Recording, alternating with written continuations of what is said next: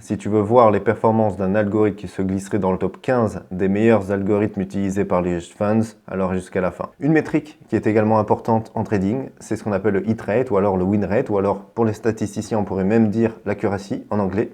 La définition est très simple, c'est le nombre total de trades gagnants divisé par le nombre total de trades. C'est ce que j'ai ajouté dans mon dashboard, je vous montre ça tout de suite. Donc maintenant que l'on connaît ce qu'est le hit rate, le win rate ou encore on pourrait dire en statistique l'accuracy, on va regarder les performances de mes algorithmes en fonction uniquement de cette métrique. Donc dans cette vidéo-là, j'ai tout simplement décidé de vous montrer l'aperçu qu'il y a sur mon dashboard en ce qui concerne les nouveaux graphiques que j'ai ajoutés sur le win rate. Et donc ce sont les graphiques qui sont ici. Le code, je ne vais pas le montrer, je pense que ce n'est pas très intéressant. Donc on va passer directement à l'analyse des résultats, à l'interprétation de ce qu'on a ici. Donc ici, nous allons analyser les performances en termes de win rate de mes algorithmes sur la période octobre à décembre 2024. C'est parti. J'ai ajouté 3 graphiques. Le premier graphique donne une vision d'ensemble sur les performances de l'algorithme en termes de win rate. Ici, ça veut dire quoi? Ici, ça veut dire que 64% du temps, 64% des trades sont corrects et 35% ne sont pas corrects. Ça veut dire que, je rappelle, mes algorithmes font quoi? Ils tradent aujourd'hui pour demain. Okay, donc, c'est-à-dire aujourd'hui, ils prennent une position pour demain. La position peut être longue, short ou hold. Donc ici, ça veut dire que sur 100 trades, 64 trades vont être corrects, 35 vont être incorrects. Voilà. Maintenant, regardons le deuxième graphique. Le deuxième graphique s'intéresse uniquement au cas où l'algorithme aurait dû prendre une position longue. C'est-à-dire que le prix, demain, a monté. Donc, parmi les cas où le prix a monté le lendemain, dans 70% des cas, l'algorithme est correct, il a pris une position longue.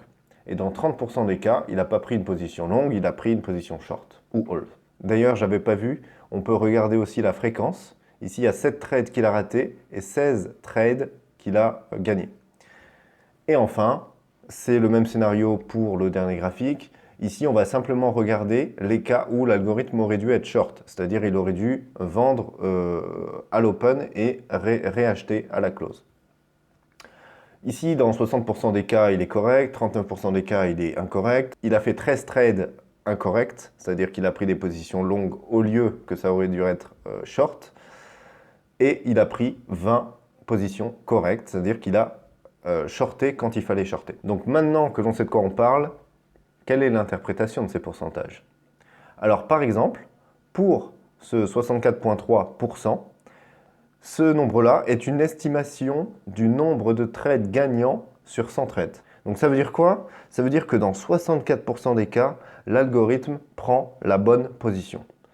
Donc si on devait comparer ces résultats-ci par rapport à ce qui se fait dans l'industrie ou alors même dans le milieu académique, on a par exemple les hedge funds qui font des win rates entre 55 et 65%.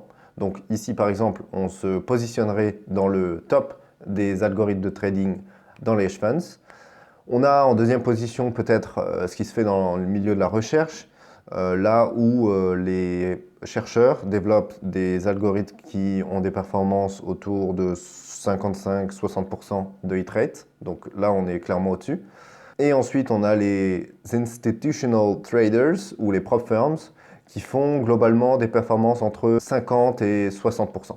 Et après, on a les retail traders, mais là, c'est terrible, ils font des trucs entre 40 et 50%. C'est assez mauvais, donc voilà, je suis content de ne pas faire partie de cette caste. Donc dans la prochaine vidéo, on va regrouper tout ça, regrouper toutes les métriques, analyser les performances de mon algorithme sur la période octobre 2024 à décembre 2024, et à partir de cette analyse, je vais décider si oui ou non je continue d'utiliser mon algorithme. D'ici là, pouce bleu si tu as aimé, pouce bleu aussi si tu n'as pas aimé, abonne-toi si ça t'intéresse et abonne-toi aussi si ça ne t'intéresse pas.